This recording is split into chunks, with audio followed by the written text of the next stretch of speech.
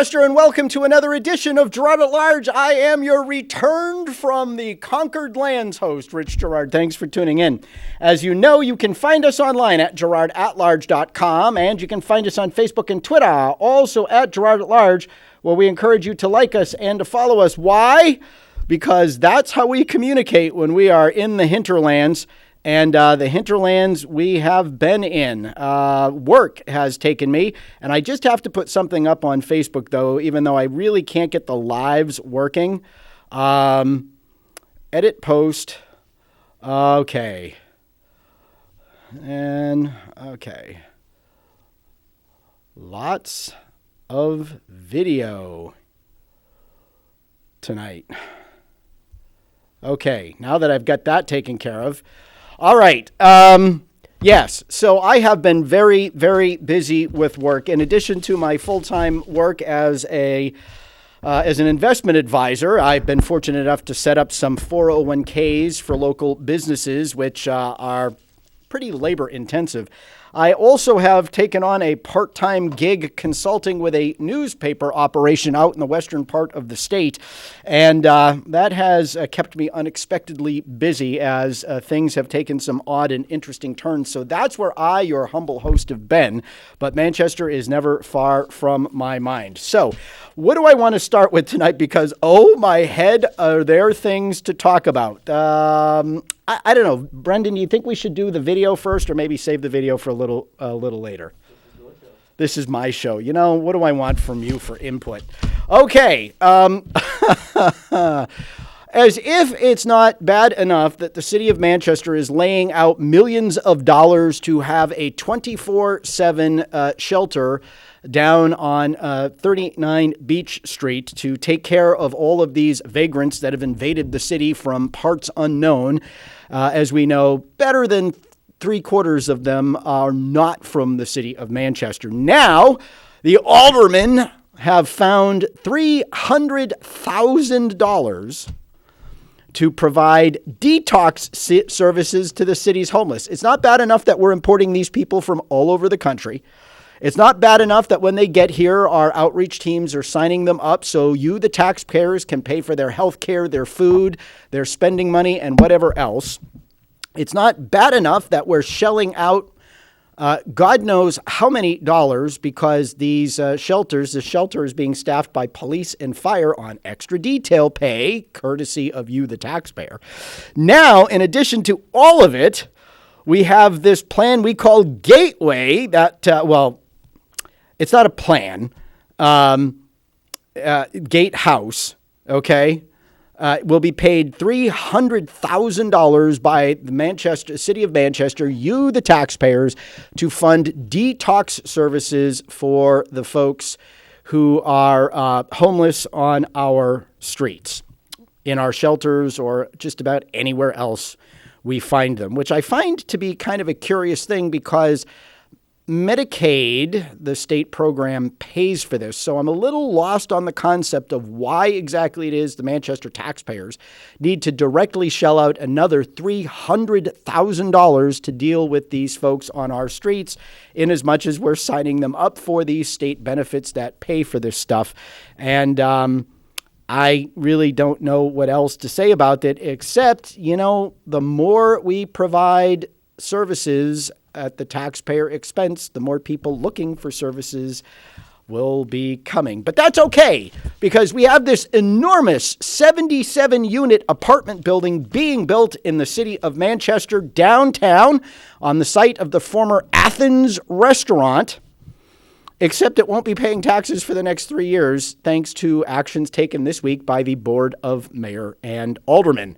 Leading the charge to provide this enormous tax break is none other than Ward 2 Alderman Will Stewart, presumed candidate for mayor, who lied to his constituents in an email saying how proud he was of the tax cap compliant budget that the Board of Mayor and Aldermen passed, forgetting entirely the vote that he cast and the board cast along with him to override the tax cap. So I guess if you took the vote to override the tax cap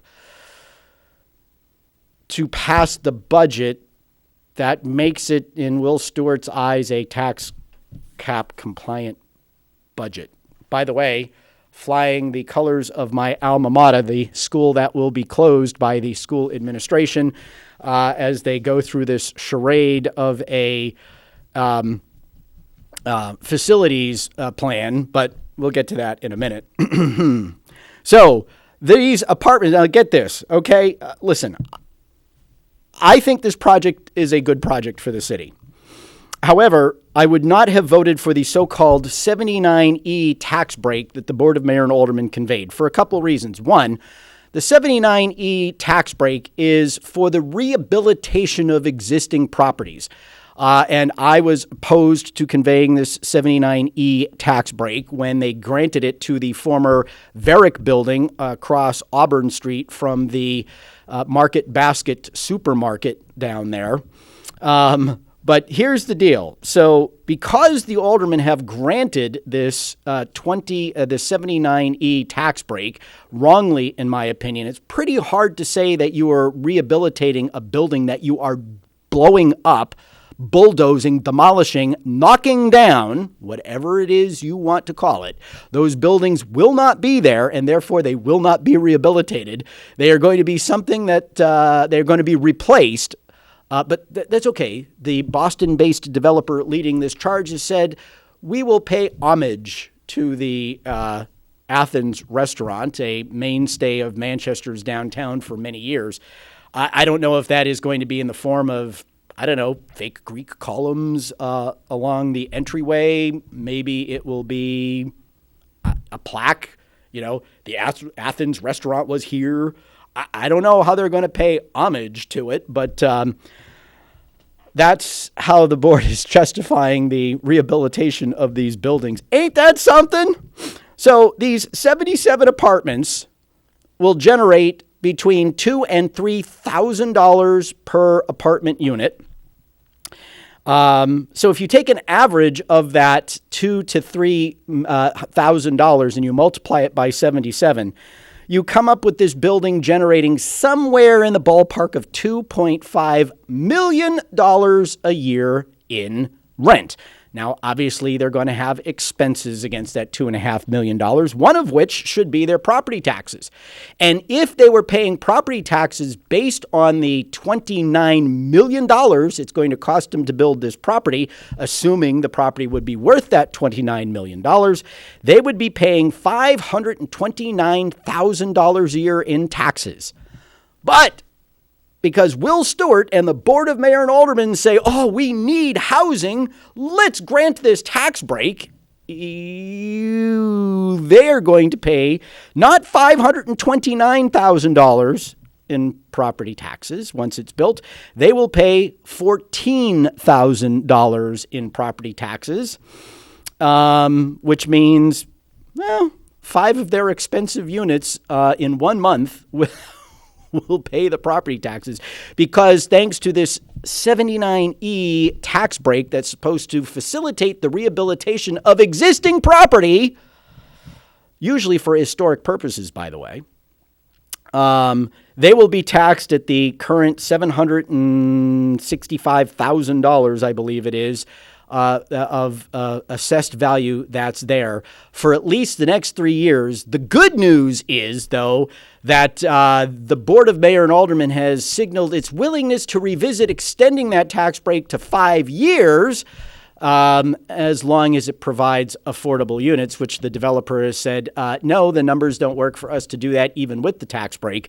So, yeah, that means the taxpayers of the city of Manchester, as they did with a variety of other projects that do not, in my opinion, qualify under the law for this, will be forking over $1.5 million of their hard-earned money to subsidize this development by a Boston-based developer who will be charging $2,000 to $3,000 per unit for 1 and 2 bedroom units that don't even come close, if I'm reading this correctly, to a 1,000 square feet. So, hey, I am all for market-based development. What I'm not for is subsidizing developers who are going to pay $14,000 in taxes on a $29 million development that would otherwise be paying upwards of $500,000 in property taxes. So ain't that something?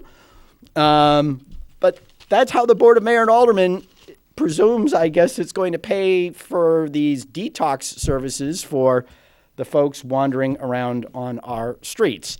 I just don't know what to say. Meanwhile, we have housing groups beating up on the property owner of a series of buildings on Orange Street. I live on Orange Street, and I have to admit, every now and then in my basement, my house was built in 1891, and it's got the granite block foundation with the old limestone mortar. And at some point, I've had portions of my foundation repointed. At some point, I'm going to have to redo part of it because, little brown field mice get into my house sometimes. And yes, we're mean. We trap them. And after we trap them, we give them a burial somewhere in the backyard. I feel it would be cruel to throw them in the trash. So I dispose of them out behind a fence where they can, reclaim nature with some dignified way. But it seems we have more than little brown mice these days. We haven't seen it, but based on what we've seen done in our basement, we believe we have a rat. And we're thinking, based on some of the stuff it's done, it might be a pretty big one. And so we now have rat traps in our basement to try to deal with this problem. And I wonder whether or not they're refugees from this thing, although I live above Russell Street, and these rats are down between Union and Pine. But the landlord is getting the bag kicked out of him, and I'm not saying it's warranted. I'm not saying it's not warranted. But I can tell you I'm familiar with this block because, when my kids and I walk down to a parade or something, or if I'm driving, down to Elm Street, sometimes I go straight down Union, and I've never liked this block, even before it became a center for refugees. And I don't dislike it because it's a center for refugees, but I'm going to be straight with you here, folks. The landlord is pointing to the tenants that he takes in from the International Center and saying, look, part of the problem here is they just don't keep their places clean. There's trash. They don't clean their stoves, et cetera, et cetera, et cetera. And who knows what the real story is. I will say that I do know landlords who have intentionally taken tenants from the International Center and no longer do it because it's true. These folks who are used to living in refugee camps or wherever it is they come from, they don't know how to live in an apartment. One of the people who rented to them, basically the straw that broke the back was when they went in there and they found chickens living in the kitchen. And it's not their fault. I would be willing to say it is the fault of the International Center that, in my opinion, does not do the kind of job it should do to, I guess the word is domesticate these folks, to teach them how to live in the environment that they're in. These buildings are routinely piled up with trash outside. There are a dizzying number of those green toters, all of them overflowing, always. And it's a train wreck. Now, the landlord says that people dump stuff on his property, and one of the articles made mention of it, so it probably does happen. But the reporter wrote the story as to such a way as to say that the landlord was lying because they had on record a request at the highway department by the landlord who paid $25 to have the junk truck come and pick it up. Well, whether the landlord put it there or not, or knew it was there, or it was tenants of the landlord, what constantly, chronically, there is just piles of trash, garbage, furniture, you name it, in front of these buildings. It's a chronic problem. But now, of course, the folks who want more and more government will tell you that, we need the city to do more. We need more inspections. We need more rules. We need more hammers that we can drop on people. Oh, and by the way, this is only something that should apply to affordable housing. Question for you. How bad would the affordable housing problem be here in the city of Manchester if the International Center weren't annually placing hundreds of refugee families in the city of Manchester? And I did a radio interview with these folks years ago where they admitted that they were actually putting in raw numbers more people into the city of Manchester than they were into the city of Boston, because Manchester was more affordable and the grant money they get goes further for their initial placements. But 90 days comes and goes, and the International Center washes their hands of these folks and leaves them to their own devices. The only money the city of Manchester gets for refugees from anywhere, anyone, is I think about 20 grand a year that comes from the State Department of Health and Human Services for tuberculosis testing, which a lot of these folks are vulnerable to, and tuberculosis is a pretty nasty respiratory disease that you really don't want to break out in your city.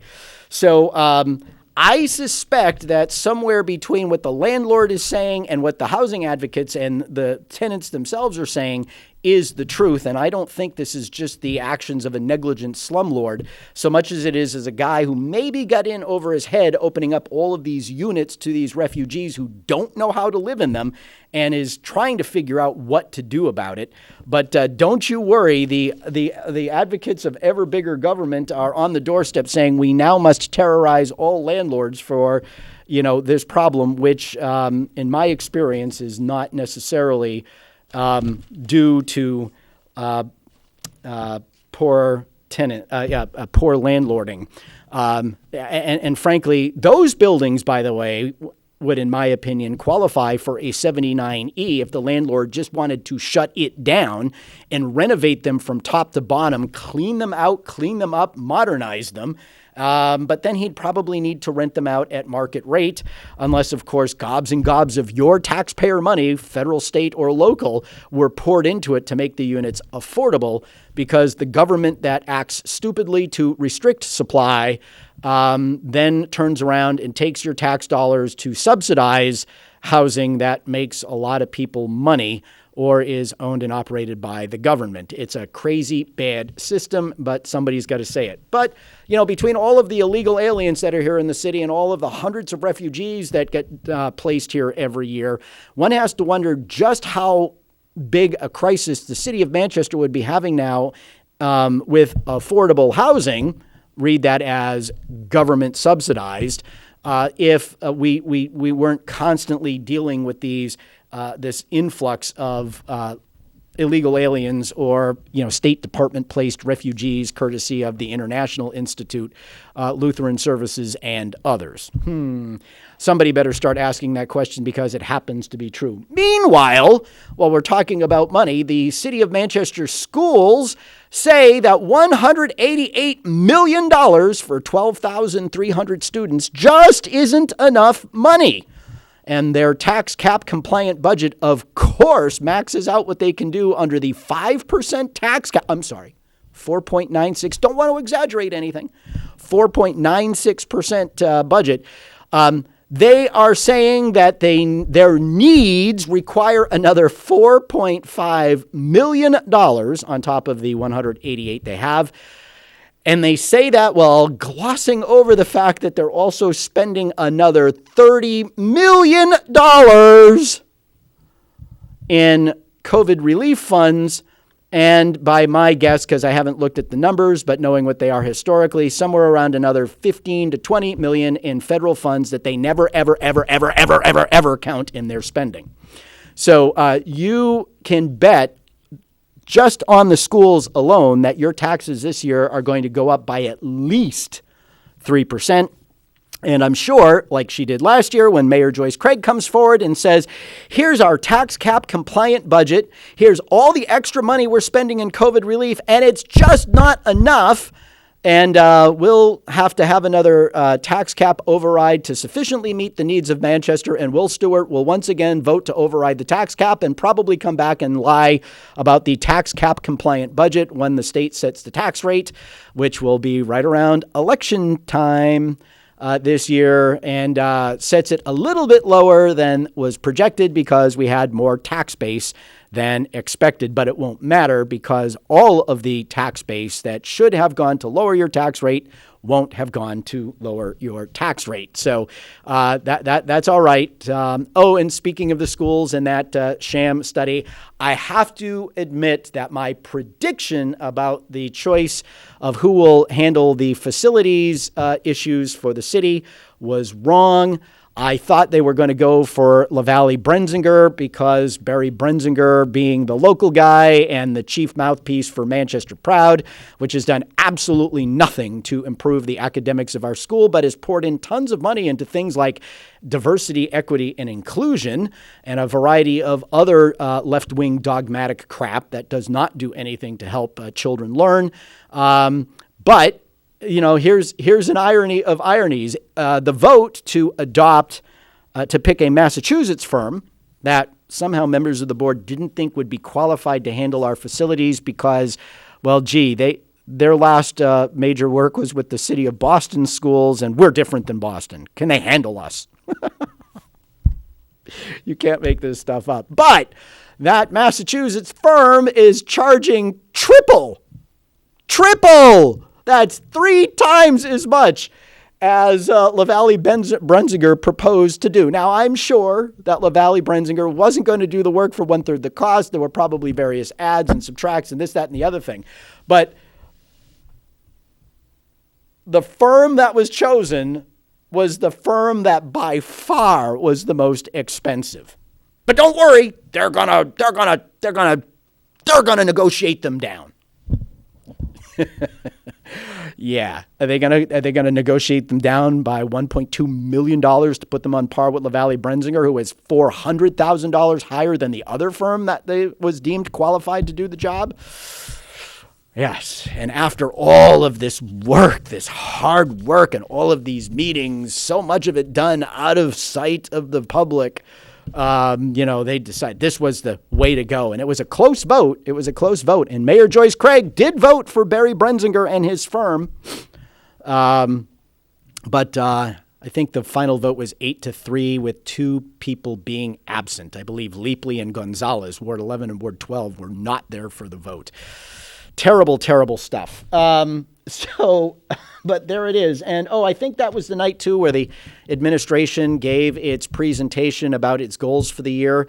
And it was rather alarming because everything the administration was talking about doing was growing the bureaucracy, growing their systems, growing their staff, They were growing everything but their student body and the test scores that are just, There's a case to be made that it's child abuse, what's happening in the Manchester schools. But don't you worry. Jim O'Connell and Chris Potter are there to make it safe for all students and make sure we know who the bigots are. And with that, I'm going to share some video with you from the school board meeting on the eve of St. Valentine's Day. Hope you and yours were just covered in love on that day. But so this is going to be one of those stop the tape things, and there's some real jaw droppers here. So what you're about to see are parents and other members of the community coming forward to question the school district's ridiculous transgender policy.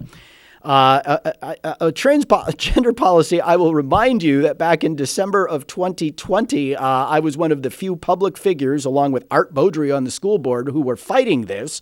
And we were called all kinds of names. I predicted lawsuits. I was right.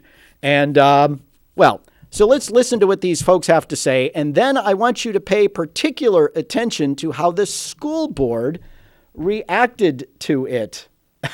Somebody loves my sweatshirt. And by the way, the sweatshirt just happened to be put on. If I didn't have to clear my driveway, I probably would have put something else on to come here. But here's the thing. They're not telling you. But remember, I told you Jim O'Connell went to meet with Rick Girard to tell him to get ready because West High School was going to get closed. Remember, I told you that.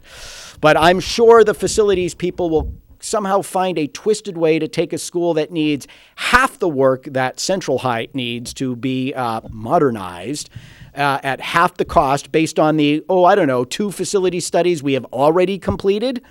And literally less than half the amount of money to renovate and get West up to snuff, which could hold the populations of both West and Central.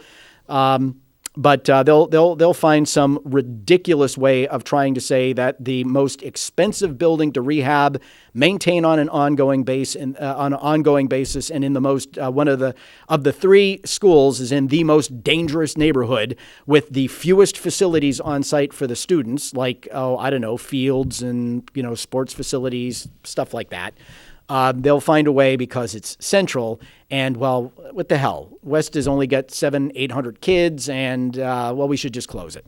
Yeah, it would be a train wreck. And they tried that. Remember, that was one of Goldhart's recommendations before he left. But mark my words. So you're going to see these parents, and then we're going to talk about the school board's response as we go on. So, B, let her rip. Oh, and by the way, they're not all parents, but they are members of our community. Hello, everybody. My name is Callie Rojas. I was born and raised in Manchester, New Hampshire. I attended the Manchester School District until I ended up dropping out in high school. I don't have any kids of my own, but I do have 9 nieces and nephews, 6 of those being in the Manchester School District, not including the numerous friends with children in the district as well. Today, I'm here to remind you all that you are elected by we the people of Manchester to serve us and our children as we are paying your salaries as taxpayers. Some of you reps have stated that your job is to protect all children. However, the school board's job is to provide adequate education for all school-age children. Adequate education isn't withholding crucial life-changing information from parents. Grooming children to lie and withhold the truth from their parents is not protection. It's sinister and it's wrong.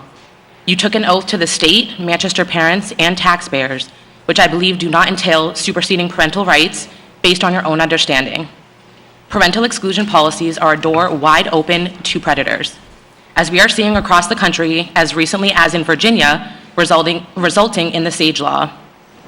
That school failed not only the child, but also the parents, which resulted in this child being trafficked not once, but twice. I demand the school board to explain what they deem as safe and protection for our children. Working mothers and fathers have blindly trusted our school district for far too long. While they are at home preparing dinner, doing homework, and getting their kids ready for bed, they are assuming that you have their best interest just to find out what you are actively allowing adults to lie and withhold information from them that could result in their child's harm or life. It's time to awaken Manchester parents and hold you all accountable. By changing the language on the current trans policy to state nothing herein shall be construed to change the obligation of the school to take action when student safety is concerned, well, my concerns are as followed. What are you considering as the student's safety? Who are you to determine that? And you did not change but reinforced that nothing will change the school's obligation to lie and withhold information from parents based on self-opinionated safety. How dare you? I leave you with this. If anyone causes one of these little ones to stumble, it would be better for them to have a large millstone hung around their neck and to be drowned in the depths of the sea, says the Lord Jesus Christ. Matthew 18:6. It's never too late to repent. God bless you all, and God bless New Hampshire. All right, stop the tape. Was there anything that you saw there that was hateful, bigoted, mean-spirited, or anything of the sort? Keep that question in mind. Let's return to the video.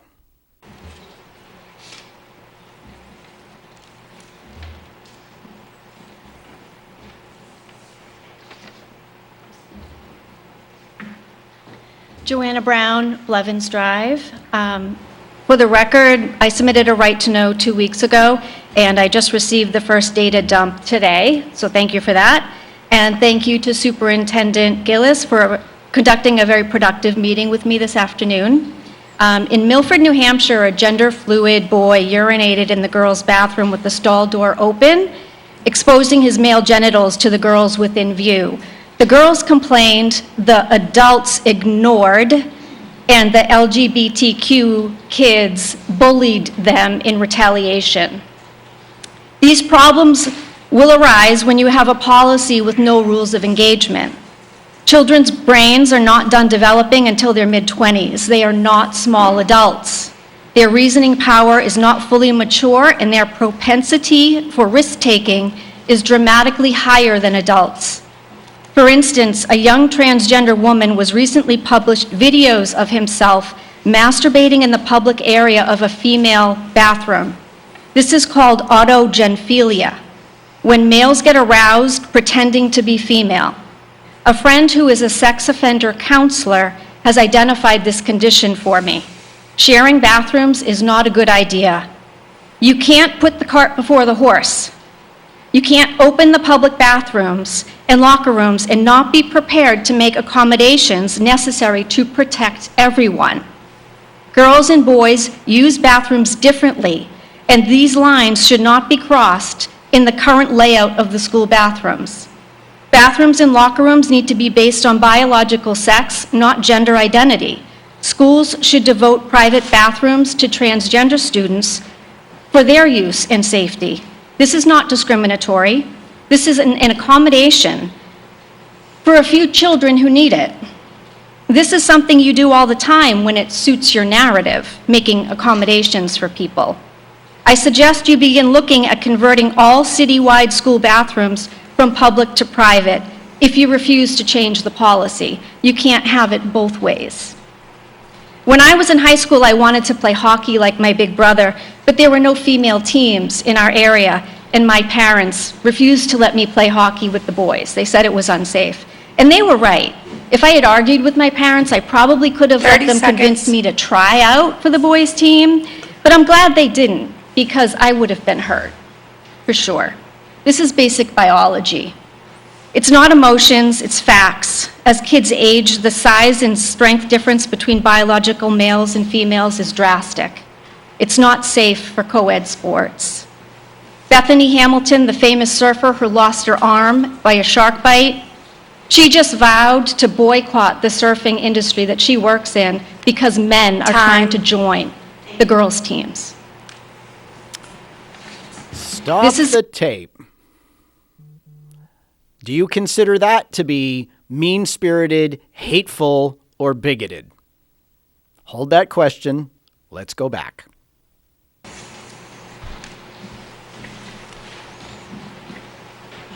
Good evening, Juliette DePietro, Springwood Way.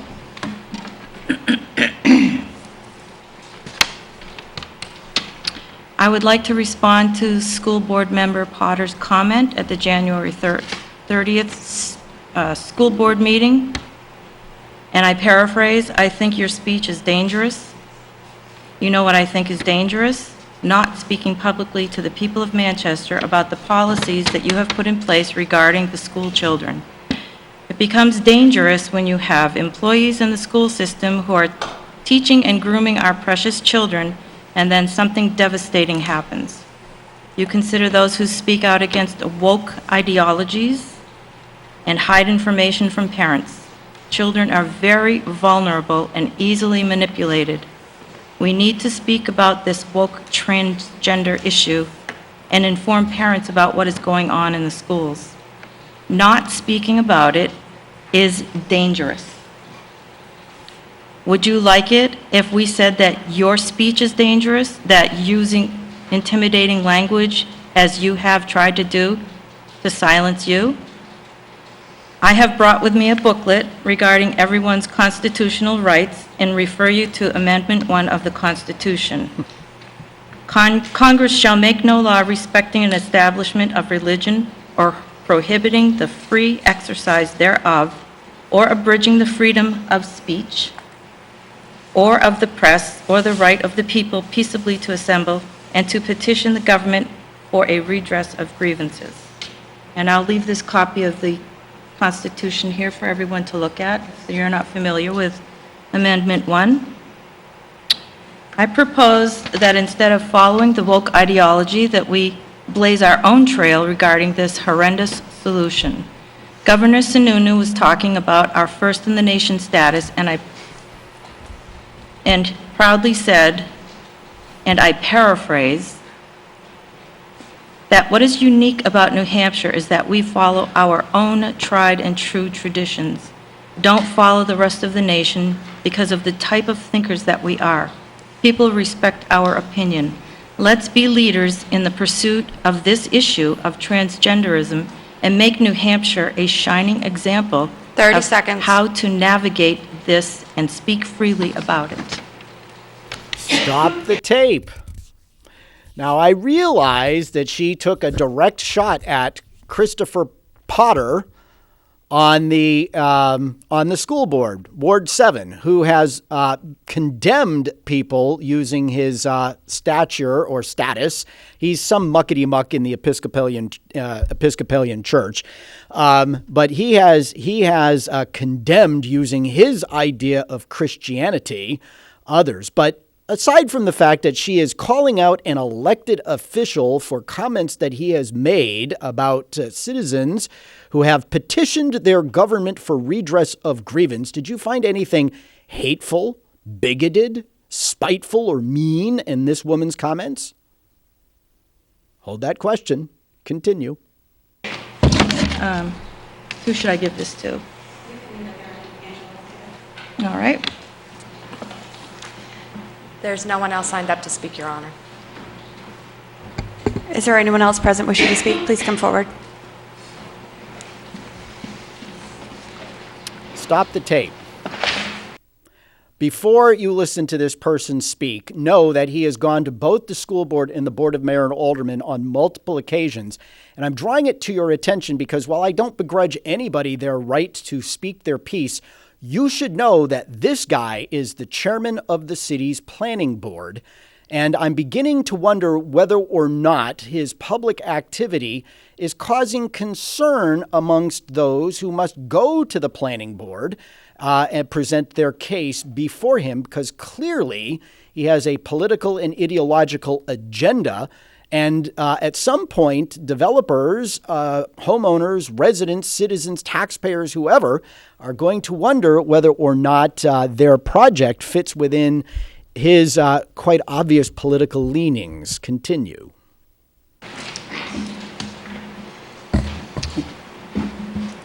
Actually, is this one working? Yes, It sounds like it is.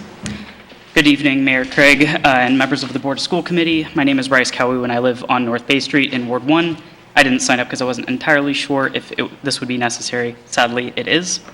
So during public comment at your last meeting, it was absurdly alleged that the Manchester School District policy on transgender and nonconforming youth somehow discriminates against parents of LGBTQ students, and I'm here to say that Stop nothing the could be further tape. from the truth.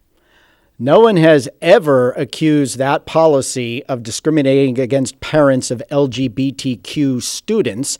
People have complained that it discriminates against parents because it directs, requires, or otherwise orders school personnel to withhold the behavior of transgendered and gendered nonconforming students from their parents.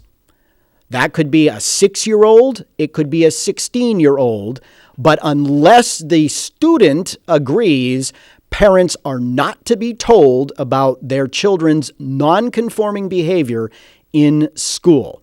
This planning board chairman is setting up a straw man argument to try to make critics of the policy look like they're being vengeful, discriminatory, or otherwise bigoted. Continue. The current district policy puts all parents on equal footing with regards to their students. You wouldn't expect a teacher to go out of their way to tell, say, Jessica's parents that during class she mentioned that she had a crush on a boy in another homeroom. You wouldn't expect a teacher to file some sort of official report that Michael went and used the boys' bathroom today. You wouldn't Stop expect a teacher the to tape. email Joanna's parents. Are you seeing how absurd this is? We are talking about kids, we're talking about a policy that allows kids to change their clothes and use the opposite sex bathroom as if it is on par with somebody having a crush on somebody else or somebody using the bathroom that conforms to their gender identity. By the way, who's the science denier here? When exactly did we come up with the idea that you could have been born in the wrong body? If you do the research, you find out that it was something promulgated by some really sick psychologists, if I remember correctly, back in the 1970s. Continue. Parents to say that she started going by Joe to her friend group. But Some people, like those who spoke before me, they seem to want not just equal rights for parents, but instead a harmful type of special treatment that targets LGBTQ students, demanding that those students be systematically singled out and reported on in a way that we simply do not do for other students. I would, as a parent, want to know if my child were, I don't know, harming themselves in some way, cutting themselves, doing drugs, cutting class, behaviors that would raise a concern with parents. So to set this up as targeting LGBTQ students and their parents, and I can tell you as a parent who once upon a time had a child who was suffering some emotional trauma, which we eventually found out about through no help of the schools, which violated the law by not telling us it was going on. I don't really think his comments are on point. Continue. To treat an LGBTQ student as if they've done something wrong or have had a behavioral problem that the school must address just for being themselves. And I'm not talking about bullying, that's a separate issue. I'm just talking about them living as their authentic selves at school. And to me, that would be ridiculous for someone to do these things. I'm glad it's not district policy right now. I also wanted to provide some much-deserved pushback on something else that was said recently in the community at large. So yesterday on Facebook, somebody who I expected to be here tonight but is not, somebody said on Facebook, and I quote, "There's an epidemic of gender questioning in our kids right now." So first of all, to say that it's an epidemic makes it sound like being trans or gender nonconforming is an infectious disease of sorts, which is incredibly stigmatizing. I'm going to say something that I have been criticized for saying in the past. And yes, there is an enormous uptick in sort of gender, what do they call it? Gender dysphoria, which is a diagnosis. Look, if you think you were born in the wrong body, I think you have a mental illness that needs to be addressed. The research, if you actually want some of the real research on this stuff, shows that people who identify with the as being born in the wrong body, gender dysphoric, if they're left alone, which is not what the schools are doing, the schools here and elsewhere are encouraging kids to embrace their real selves, regardless of what that is. And there are depending on who you talk to, anywhere from 58 to 117 different gender identities now. Really? You are born with a penis or a vagina. If your body was burned in a fire and they had to identify you, your DNA would tell the medical examiner whether or not you were male or female, regardless of what your identity was, what hormones you took, or what body mutilation you went through. If you're an adult and you think you're in the wrong body and you want to go make some changes, that's fine. God bless you. I actually have friends who have done that. I remain friends with them because they are still the people that I always knew them to be. I'm not going to lie. It's a little weird when you're talking to them and they're wearing a wig and a dress or have been taking hormones and have body parts that they didn't have before, but they're still the people I knew them to be.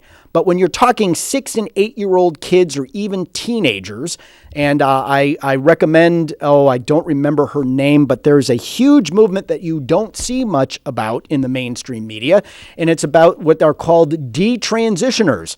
And they're overwhelmingly young, usually women who were persuaded that somehow they were in the wrong body. They wake up one day, sometimes quite literally, realizing they made a mistake after lopping off their breasts and making other changes to their bodies, taking hormones to stop the progression of their puberty, etc., and finding themselves in completely broken bodies.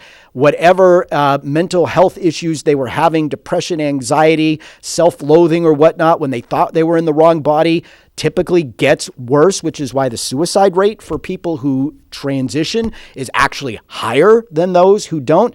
Let's stop pretending that thinking you were born in the wrong body. And by the way, the whole fuzzy thing, I don't know about you, but one of my daughters, when she was at West High School, was in class and had a girl lick her arm one day like a dog. My daughter put a quick stop to that by the way, and it never happened again. But the teacher stood there at the head of the geometry class, didn't know what to do about it, so she did nothing. Don't tell me that kids aren't engaged in all kinds of weird stuff. And I don't blame the kids. I blame the society that, as one of the speakers says, grooms them for this, feeds them with these doubts. And a lot of it comes through social media. But I'm running out of time and I want to continue with this. So let's not pretend that people who think they're trapped in the wrong body and are something other than a male or a female somehow nature got it wrong and assigned the wrong gender to them at birth. I mean, what the hell now? There's 117 of them, so I guess nature will make a mistake every now and then. It's a mental illness, and it should not be indulged, encouraged, or in any way facilitated, because lifetime harm comes to children who make these decisions for themselves at an inappropriate age. We don't let them drive. We don't let them drink. We don't let them smoke. We don't let them do almost anything. We don't let them sign checks. We don't let them sign contracts. We don't let them do almost anything because they don't have the intellectual capacity to do it. Yet we'll let an 8-year-old tell us they're in the wrong body and green light them for surgery to make sure that they grow up with the right body parts that they should have had all along. And if you don't think that happens, then you need to know that the state of New Hampshire a few years ago violated its entire rules-making process to make Medicaid pay for children's gender change surgery as young as 7 years old. Yes, you, the taxpayers, are paying for that foolishness now. Continue. Stigmatizing and wholly incorrect. Yes, more and more people in general are being open about being LGBTQ these days, but there's a reason why. It's because folks finally feel safe enough to be themselves. Put another way, it's because our society finally stopped oppressing people to the point where they wanted to hide who they were. And for what it's worth, LGBTQ people do still face challenges that are not encountered. This isn't about oppressing people and forcing them to hide what they are. This is about, as you heard from the prior speakers, things happening in Milford, what's happened all across this country with people who are in the wrong bathrooms. It's about making sure that everybody has an opportunity to be safe where they are. And it's about making accommodations that don't put others at risk, and to conflate what's happening with all of this transgender stuff with the entire LGBTQ community is another red herring. Nobody is anti anybody. Everybody is looking for accommodations that don't endanger other people, particularly women in their locker rooms, in their bathrooms, and on their athletic fields. Continue. By other folks in New Hampshire and in America in general, but it has gotten better. And so with people no longer being afraid, with people being more comfortable, that's why some folks may think that there are more trans or gender nonconforming kids in 2023 compared to 1983. 30 seconds. So at any rate, over the past few months, a small group of people has been coming before the board, as you've heard, a lot to talk about this topic.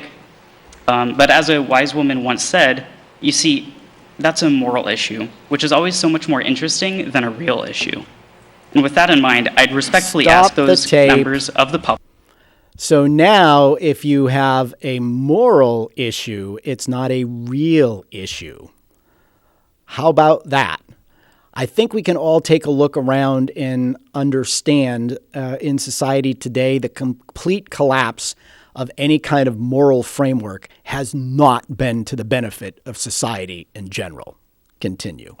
And also the members of this board to please put the shiny object aside and please focus instead on the very real issues that you know exist in our district and that are affecting our students way more than what has been discussed earlier. So thank you. Thank you for your time.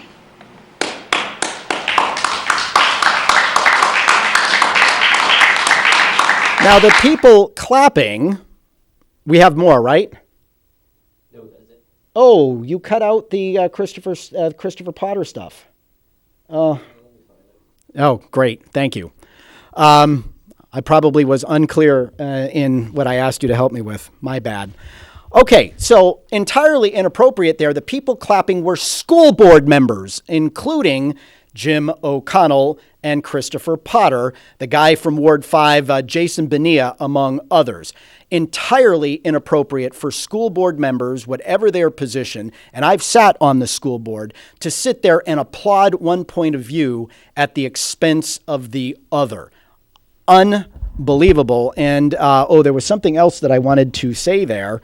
But the idea that there are real issues. Gee, these people who are very aggressively, opposed to the idea that there are potential inherent unfairnesses and danger here, especially when you're depriving parents of the right to know what's happening with their children in school. Once upon a time there was a rape at West High School. I remember the outrage from people like Jim O'Connell at Mayor Ted Gatzis, who was accused wrongly of covering it up because that was a school district decision, not a decision of the board or the mayor, who, if I'm not mistaken at the time, I'm not going to go there because I don't remember enough and I don't want to misspeak. But the fact of the matter is that there was an unsafe circumstance at West High School that was not addressed by the administration, and it led to a rape. And that rape, by the way, eventually led to a $1.5 million lawsuit against the school district because of something that an administrator said to one of the family members of the student that was raped. Okay? So, thanks. Now, I want you to hear Christoper Potter, Ward 7 school board member, alleged Christian, and somebody who has a very high profile in the Episcopalian Church here in this city. Go ahead. Be talking about. I think we have real issues here in this district. Yeah, we have real issues. Trans students are not one of them. But something that was said here tonight is very offensive to me, and I think it's important that we clarify it. What I heard being said was a suggestion that the way that God created children was not correct or is wrong. Stop the tape. And that is a source. Did you hear that come from anybody? Did you hear anybody come up and say, God didn't make these children correctly? And if we're going to be science, if we're going to be informed by science, there's an XX chromosome and an XY chromosome. That's what determines your gender at birth. Continue. Of trauma for people. And it's this kind of rhetoric that causes LGBTQ plus people to experience higher rates of mental health issues, suicide, and be the target of harassment. Stop the tape. So the rates of it is a mental health issue. If you think you're trapped in the wrong body, there is something not right here. I'm sorry, there's not. And it's often a trauma-induced event. Period. Full stop. The research is clear on this. But for him to say that people who are coming forward and saying that we need to think about a policy that accommodates the needs without endangering or potentially endangering others is not a reason why trans students are suicidal. They're suicidal because they think they're in the wrong body. Oh, and that's not something that is corrected when they transform themselves into something that they're not, mutilating themselves along the way for the rest of their lives. That's why the suicide rates go up for these folks. Continue. There's no suggestion of taking away free speech. It's a moral choice being made to cause additional traumatization and harassment of people. Stop the tape. Guys like Christoper Potter sit there and bully people. He's part of the cancel culture that condemns people that disagree with him. That's what was being referred to, and you're about to see it in full regalia. Go. So I also want to clarify, and this is important to me personally, that not all Christians are bigots. If folks are experiencing trauma in their church, or psychological abuse in their church, they are welcome to find another church.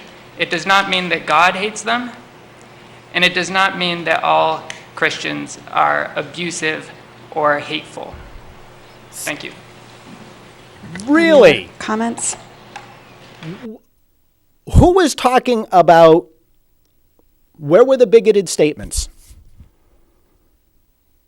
Really? I want to know. What was bigoted? What was hateful? Where was God condemned? God, the only time Scripture was invoked was by the first speaker, who was very well spoken, and I'm sure that surprised a lot of people, especially after she said she was a high school dropout, which I'm sure caused 90% of those board members to do one of these. Who needs to listen to her? She's not qualified to speak to us. In any event, she talked about the millstone around the neck of somebody who harmed children. She didn't put the millstone around the neck of a trans child. She was talking about the harm that comes when parents are separated from their children and are lied to about what they're doing in school so they can't get involved. The woman who sued the Manchester School District was able to get her daughter back into a normal frame of mind once she found out what was going on. Some of us think that's important. Just like I was, as a parent, was able to help my daughter once I knew something was going on. And had I not been on the school board, that would have been one hell of a lawsuit against the district for what it did to keep what my daughter was doing intentionally away from my wife and I as her parents. This stuff is awful. Christoper Potter ought to be tossed out of the whatever church he's in for his imposition of his morality on others and his condemnation. I think he's judging people, which isn't something that a good Christian is supposed to do. I am your ever humble host, Rich Girard. Thanks for tuning in. Until next week, be good, be well, don't do anything we wouldn't do. Proud to have in the audience. Thanks so much for being there. Good night.